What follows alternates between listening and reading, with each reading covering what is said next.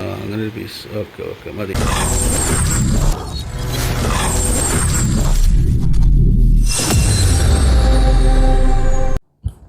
സുഹൃത്തുക്കളെ, ഇന്ന് കിണ്ണത്തപ്പാണ് ഉണ്ടാക്കുന്നത് കേട്ടോ. അപ്പം അതിന് വേണ്ടിയിട്ട് കുറച്ച് നല്ല തരിയില്ലാത്ത അരിപ്പൊടി എടുത്തിട്ടുണ്ട്. അതിൽ കുറച്ച് മൈദ ചേർത്തു. ഇത് രണ്ടും കൂടി മിക്സ് ചെയ്തിട്ട് ഉണ്ടാക്കുന്നു. ഒരു പാത്രത്തേക്ക് ഇട്ട് കൊടുക്കുക. മൈദയും അരിപ്പൊടിയും കൂടി മിക്സ് ചെയ്തെടുക്കണം കേട്ടോ.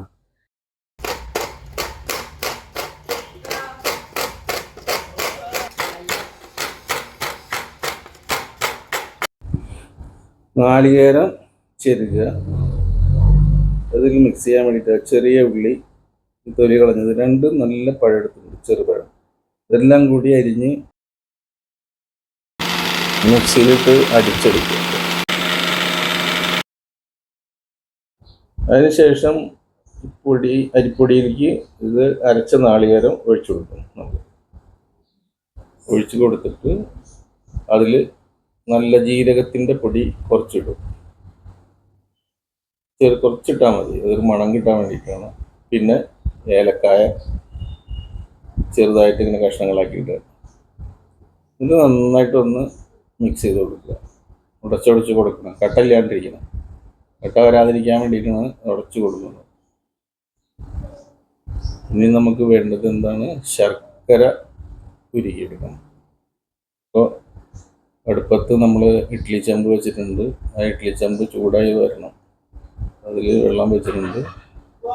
എന്നിട്ട് അതിൻ്റെ മേലെ നമ്മളൊരു പണ്ട് കാലത്ത് കിണ്ണത്തിലായിരുന്നു ഉണ്ടാക്കിയിരുന്നത്. ശർക്കര ചൂടാക്കിയിട്ടുണ്ട്. നല്ല ചൂടാക്കി അരിച്ചൊഴിക്കുക.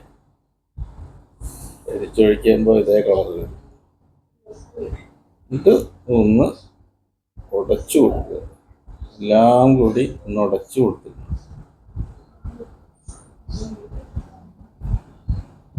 ഇനിയൊരു ചെറിയൊരു പാത്രത്തിൽ ഒരിത്തിരി എണ്ണ വെക്കണം കേട്ടോ. അടി പിടിക്കാതിരിക്കാൻ വേണ്ടിയിട്ടാണ്. നമ്മൾ ഇഡ്ഡലിച്ചെമ്പിൽ വെച്ചിട്ടുള്ള ഈ പാത്രത്തിൽ ഇത് ഒഴിച്ചു കൊടുത്തു.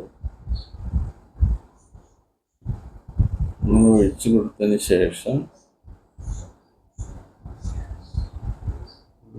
പരത്തി കൊടുക്കണം ചെറുതായിട്ട്.